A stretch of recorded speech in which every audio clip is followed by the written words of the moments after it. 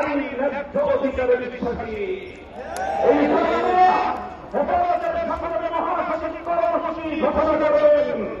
সারা বাংলাদেশ জুড়ে হেফাজতের নেতা কর্মীদেরকে আগামী মাসগুলোতে গোটা বাংলাদেশ জুড়ে নারী ন্যায্য অধিকারের জন্য মাঠে নামতে হবে। আমরা পরিষ্কার বাংলাদেশের স্বাধীনতার ৫৩ বছরের মাথায় এসে সংবিধান সহ রাষ্ট্রের ব্যাপক সংস্কার কার্যক্রম শুরু হয়েছে। এই সংস্কার কার্যক্রম চলাকালীন সময়ে বহুত্ববাদের মতো বিতর্কিত একাত্মবাদ বিরোধী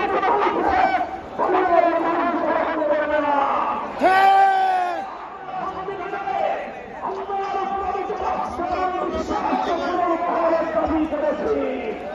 এই দাবি বাস্তবায়ন আগামী দিনে হেফাজতে ইসলাম বাংলাদেশ কঠোরভাবে সিদ্ধান্ত নিতে হলে সিদ্ধান্ত নেবেন ইনশাআল্লাহ। আমরা পরিষ্কার ভাষায় বলি, ডক্টর ইউনূস সাহেবের সাথে হেফাজতের কেন্দ্রীয় নেতৃবৃন্দ অনেকবার সাক্ষাৎ করতে বিনয়ের সঙ্গে আবেদন করেছি আমাদের বিরুদ্ধে ফেসিবাদের আমলে দায়েরকৃত মিথ্যা মামলাগুলো প্রত্যাহার করেন। কিন্তু কেন যেন মনে হচ্ছে আমাদের সোজা আঙুলে বুঝি ঘিরে উঠবে না। প্রফেসর ডক্টর ইউনূস সাহেব অফিসে কথা বলে গিয়েছেন, এই সেদিন আদালতের তারাই আপনি আমাদের সঙ্গে পাড়ায় দাঁড়ায় ঘুরতেন, আদালতের অনুমোদন ঘুরতেন। আমরা পরিষ্কার ভাষায় বলছি, আগামী ২ মাসের মধ্যে হেফাজতে ইসলামের বিরুদ্ধে দায়েরকৃত মামলাগুলো প্রত্যাহার করা হয়, হেফাজতে ইসলাম বাংলাদেশ সে মামলা বাতিল করার জন্য যা করতে হয় তাই করবে, তাই করবে।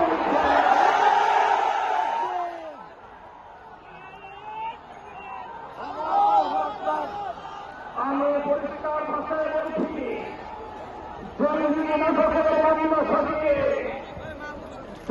নাটকের মামলা সাজিয়ে আমরা নবীর প্রকৃত উম্মত, নবী কবির উম্মত যাদেরকে কারাগারের সব ঘরে বন্দী করে রাখা হয়েছে, যারা নবীর দুশ্মনদের বিপক্ষে পদক্ষেপ নিয়েছে, তারা হয়তো উম্মতের কাছে হিরো, তারা হয়তো উম্মতের নবীর বলি শান্তি। সেই সকল কারাবন্দী মুসলিম নবী প্রেমিকদেরকে অবিলম্বে মুক্তি প্রদান করতে হবে। আমরা বলছি, আমরা ফিলিস্তিন ইস্যুতে গাজাবাসীর পক্ষে জাহান্নামী ইসরায়েলের আক্রমণ এবং গণহত্যার বিরুদ্ধে গোটা বিশ্ববাসীর সঙ্গে আমরা সহমত। বাংলাদেশের মাননীয়